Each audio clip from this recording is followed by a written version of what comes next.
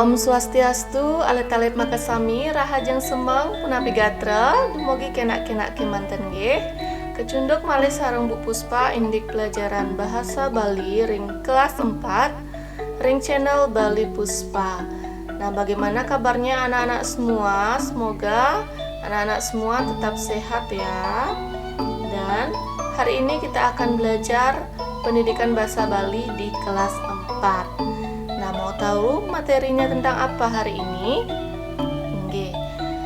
Raina mangkin Ibu pacang meparang materi indik basita paribasa, yaitu mengenai tentang peparikan.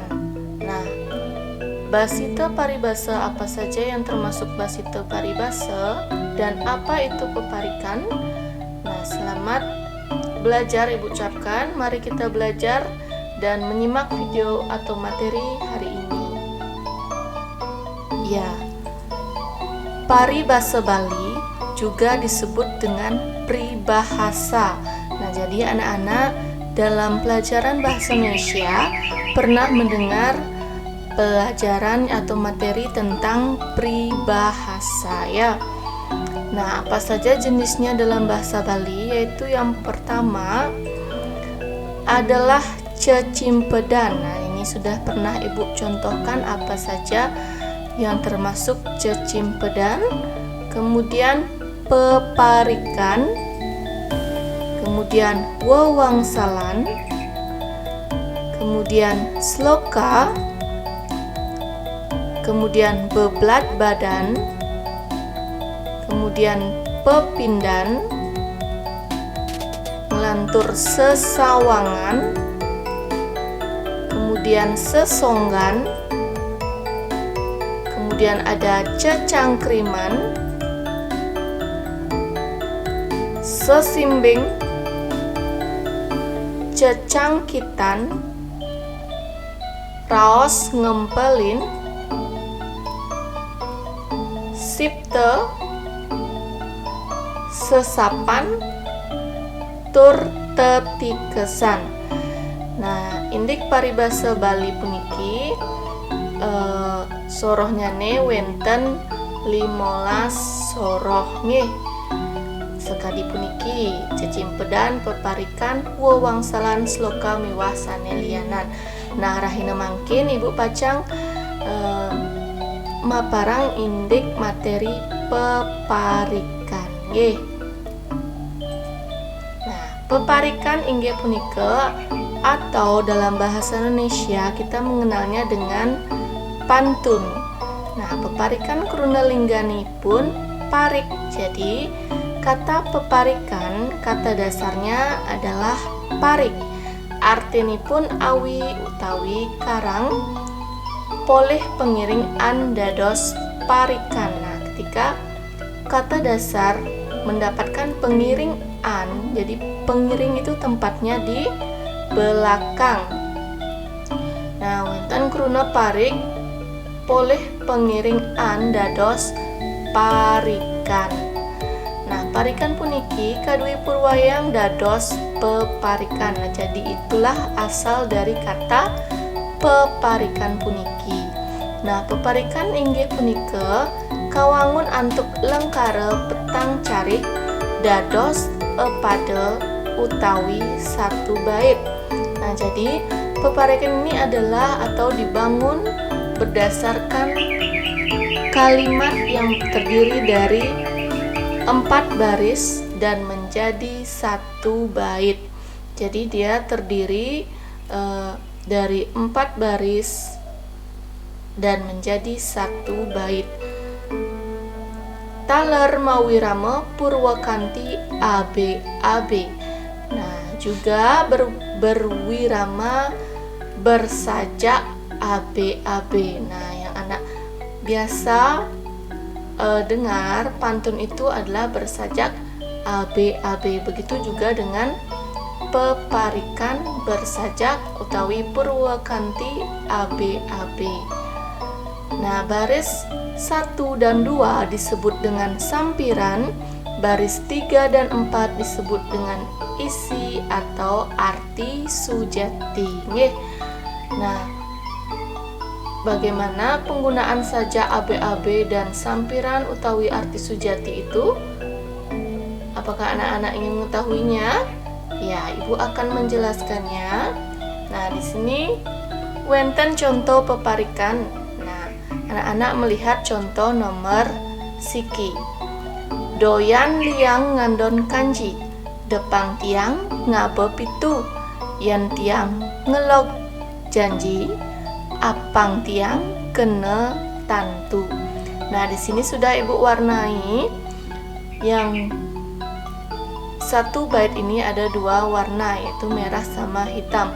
Nah, baris pertama dan kedua utawi carik siki dan carik kali warnanya merah, Ibu warnakan merah, disebut dengan sampiran. Nah, baris ketiga dan keempat itu disebut dengan arti sujati, seperti yang Ibu jelaskan tadi di depan. Nah, di sini Ibu sudah cantumkan di belakangnya ada sajak utawi Purwakanti ABAB. Nah, maksudnya di sini adalah kita lihat masing-masing baris di dalam satu bait tersebut. Baris pertama wenten kruna kanji yang berakhiran JI.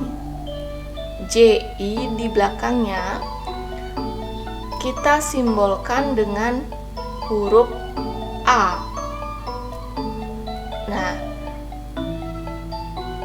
kata huruf JI ini harus ada juga di baris berikutnya. Mari kita lihat apakah ada JI di belakangnya. Ya, ada huruf JI di baris ketiga, yaitu janji. Jadi baris pertama dan baris ketiga akhir hurufnya sama-sama JI, maka simbolnya kita harus samakan. Kita pakai A dan A. Nah, kemudian baris kedua dilihat depang tiang ngabe pitu. Pitu paling akhir kita lihat ada TU. TU kita simbolkan dalam huruf B. Nah, kita lihat di sini apakah ada TU yang paling belakang barisnya? Ya, tantu. TU juga, kita simbolkan B. Nah, maka dari itu dapat kita simpulkan peparikan puniki sajaknya nike utawi Purwakantinya ABAB. Bisa dipahami ya. Nah, nomor siki niki doyan liang ngandong kanji, depang tiang ngabe pitu, yan tiang ngelong janji, apang tiang kena tantu. Nah, itu maksudnya, pantunnya maksudnya adalah kalau kita berjanji, kita tidak boleh mengingkari janji tersebut. Ya, kalau kita mengingkari, kita harus siap dengan resikonya. Jadi itu maksud dari peparikan nomor siki. Nah, nomor kali pates kadi nomor siki. Nah, yang dimaksud sampiran yaitu baris pertama dan baris kedua. Arti sujati baris ketiga dan baris keempat. Begitu juga sajaknya ABAB. Dia sama-sama peparikan nomor kalih niki sama-sama mempunyai akhir huruf yang baris pertama eng, baris ketiga eng, maka dari itu kita simbolkan sebagai A.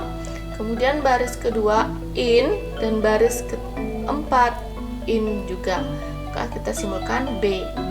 Nah, maka dari itu kita simpulkan sajaknya adalah ABAB. Nah, paham sampai di sana ya anak ya. Nah, di sini maksudnya peparikan nomor kalih begabus duang keranjang ngamben bodak sing ngenyakin yen yadin bagus mata keranjang nyen kodak mengenyakin.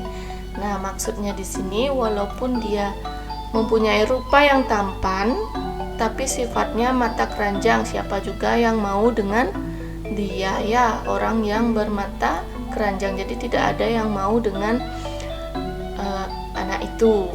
Nah, itu maksud dari pantun ini. Nah, sudah paham anak-anak? Ya, semoga anak-anak paham ya dengan penjelasan Bu. Kalau belum paham atau mempunyai pantun yang lain, anak-anak boleh komen di kolom komen di bawah ya. Jadi anak-anak bebas memberikan contoh peparikan di bawah ini ya. Ya, itu saja yang bisa Ibu sampaikan. Ibu ucapkan terima kasih karena sudah menyimak video ini dengan baik. Dan akhir kata Ibu tutup untuk para mesanti. Om Santi Santi Santi Om.